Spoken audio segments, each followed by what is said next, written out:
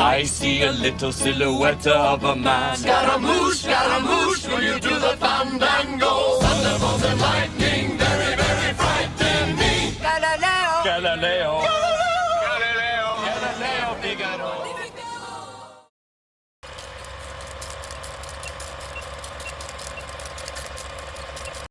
Alright, you're watching Variant Verdict Episode 3. This week's topic is the top 10 comedies of the 1990s. And this was a bitch. And keep in mind, these are just our opinions, so feel free to let us know what you think.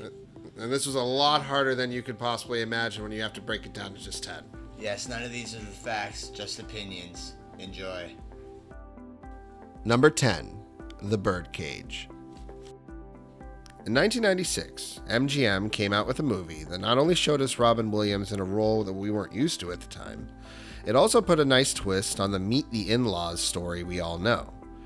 The movie is about Robin Williams and Nathan Lane, who are a couple that owns a gay burlesque club in South Beach, living the life, when Robin's son from a hetero fling announces he's getting married to the daughter of a moralistic, right-wing U.S. senator played by Gene Hackman, and asks Robin and Lane to put on a straight front so that the wedding isn't called off. Now you can see the contrast in families is primed for great comedy, and it doesn't disappoint. Williams and Lane have such great chemistry, and Hackman and Diane West play the conservative family great. I also cannot forget Hank Azaria, since he was great in this movie like he always is. I recommend this movie, and if you haven't seen it, it's definitely worth checking out, and I'm sure you won't be disappointed. Number 9, Office Space. Office Space. What can be said about this that hasn't been said about this movie? Released in early 1999, this film was considered a box office flop with only a $2 million profit from a $10 million budget. This film found its legs, though, on home video before becoming a cult phenomenon. It would eventually become the referential movie for all the people in a working remedial office jobs. Yeah. It perfectly encapsulated the monotony of cubicle-based employment. It addresses the nagging boss, the eccentric coworkers, the everyman who dreams of more for himself. Hilarity ensues as a ragtag team of coworkers concoct a Superman 3 style heist to embezzle money from the corporate sleazes that they work for. We'd be hard-pressed to think of a more memorable montage in comedy than when the team takes a malfunctioning printer and beats it up casino style, and that's why it's our number 9. Number 8, Billy Madison. If you were looking for a movie that got it all going for Adam Sandler, then look no further, because this is it. And without this movie, you don't get Happy Gilmore, Wedding Singer, or Punch Drunk Love. But we then wouldn't have Jack and Jill, so that's not so bad.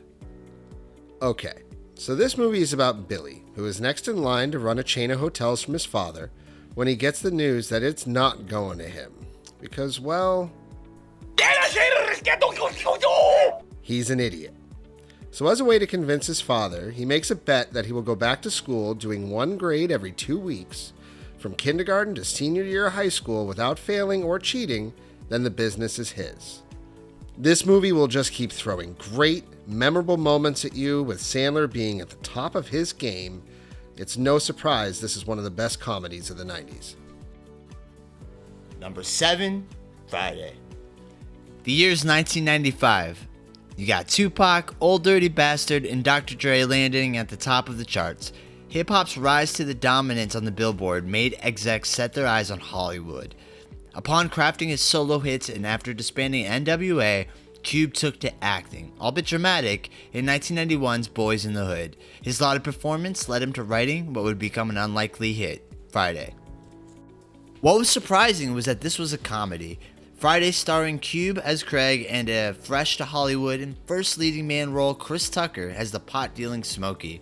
The film boasts little to no star power yet feels completely organic. You spend the day with a recently unemployed but good-natured gentleman and his stoner pal as they navigate the audience through an hilarious series of events. The pair make bad decisions, face serious choices, and learn the honor in facing their consequences. This movie really works on every level. It's one of the more intimate comedies on this list. Who knew one day on a black-collar street in Compton could be so funny? As Craig puts it, for most people, Friday's just the day before the weekend.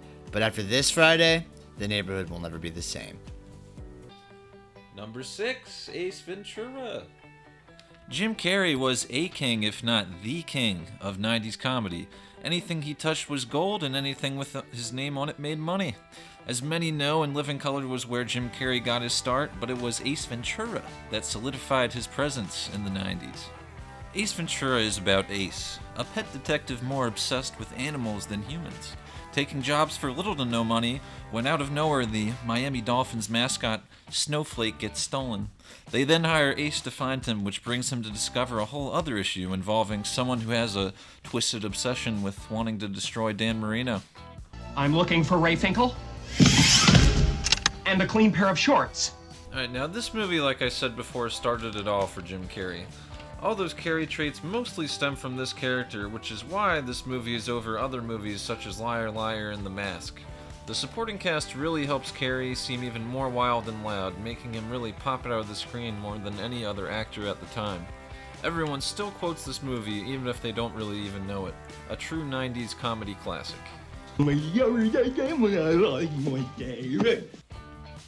Number 5, Groundhog Day and What About Bob? Okay. I know we're kinda cheating on this one, but you don't understand the debate these movies brought us when we were determining the list, so a compromise had to be made to keep the peace here. So where do we even begin? Both movies are so different from each other. In Groundhog's Day, Murray is a prick who gets stuck repeating the same day over and over until finally he changes his ways and makes everything okay.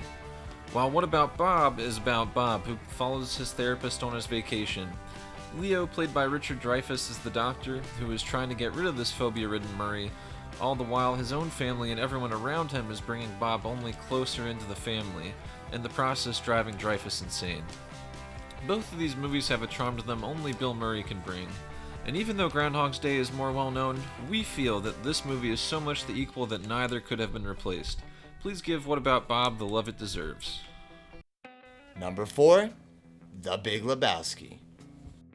It's actually kind of hard to describe this movie to people who don't already know and love it. This movie is rightfully a comedy, but don't expect punchlines, gags, jokes, or slapstick. It's not that kind of comedy. To fully immerse yourself in the Coen brothers' brand of humor, you need only to spend some time with Jeffrey the Dude Lebowski and his pals in a tale of nihilism, theft, kidnapping, abstract art, porn, and of course, bowling. Lebowski is mistaken for a millionaire Lebowski. Two thugs urinate on his rug to coerce him into paying a debt he knows nothing about. However, this act of aggression just won't stand, and with the help of his bowling buddies, the dude will do anything he can to get someone to pay for his rug. I mean, it really tied the room together. With Jeff Bridges in the leading role, the Coen brothers have found the perfect actor to encapsulate what would become one of the most iconic slackers in cinema history. But it's not just the dude that makes this a winner. No, it's the supporting cast is outstanding, including John Goodman, John Turturro, and Steve Buscemi, just to name a few. The film's inventive, inspired, and hilarious. The dream sequence alone is worth the price of admission. The dialogue is the funniest, most quotable of any comedy I've ever seen. And that's just like my opinion, man. Number 3, Clerks. So not only is this movie one of the best comedies of the 90s, it's also one of the biggest cult classic movies of its time. And on top of that, it's also an amazing story about Kevin Smith and how he was able to make a movie with only $28,000 and gross over $3 million, which feels impossible today. This movie is about the exact title, Clerks. This story is about Dante, who's called into work on his day off to run the quick stop, while his friend Randall decides to lock up the movie rental place for the day and just spend the day with them, while Dante contemplates if he should stay with his current girlfriend or go back with an old flame. I'm not even supposed to be here today. Fuck! I'm not even supposed to be here today. I'm not even supposed to be here today. Oh, fuck you. Now, when you hear that, you're probably wondering, why is this movie so good? And the reason is every other bit of this movie. The characters, the conversations, the situations they get into without even trying. This movie also started Jay and Silent Bob, which if you saw our previous video, you would know they're coming out with a movie this year.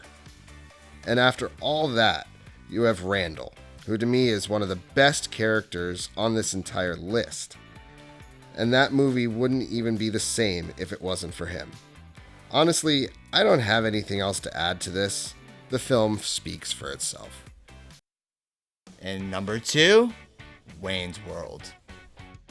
If you're gonna spew out buddy comedy, Spew into this. this film might be one of the most quotable comedies of all time. It took the successful Saturday Night Live sketch and expanded it to a feature-length film, and that's arguably the best one aside from The Great Blues Brothers. This movie is about two slacker friends who try to promote their public access cable television show. A local station decides to hire him and his sidekick Garth to do their show professionally, and Wayne and Garth find that it is no longer the same. Wayne falls for the bass guitarist of the new band and uses his and Garth's video contracts to help her career along, knowing that Ben Oliver, the sleazy advertising guy who is running their show, will probably take her away if they fail. And it's their quest to return life to normality. Dream sequences, physical comedy, parody, and buddy comedy combine like alchemy to create something uniquely special. No longer did the buddy dynamic consist of the smart one and the dopey one. This film embraced two dopes. This made for an hilarious watch and continues to endure today. The combination of Myers as Wayne and Carvey as Garth will go down in the pantheon of the all-time greatest comedy duos. Party on, Shawn. Party on, Josh.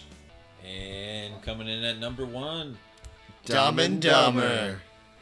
When this list came together, we disagreed about certain movies, what ranking they'd receive, and what criteria we'd base our choices on. But when the very topic of a top 90s comedies video came to fruition, one thing was agreed by all. Dumb and Dumber is by far the greatest 90s comedy ever made. Want to hear the most annoying sound in the world?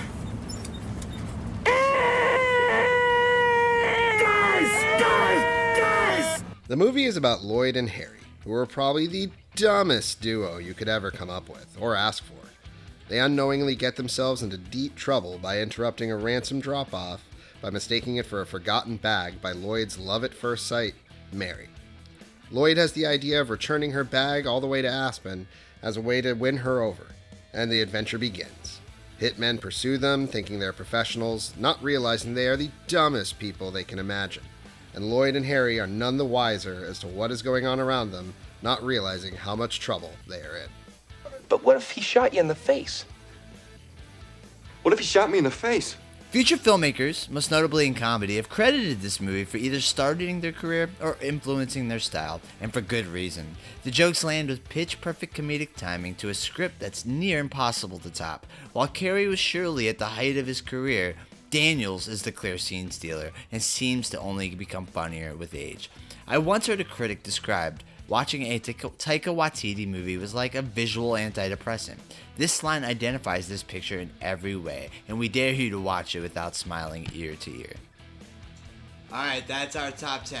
And hey, feel free to leave a comment down below if you feel like we missed any, or if there's any suggestions. Leave us a comment, tell us what you think. Go ahead and like and then share. And subscribe and ring the bell.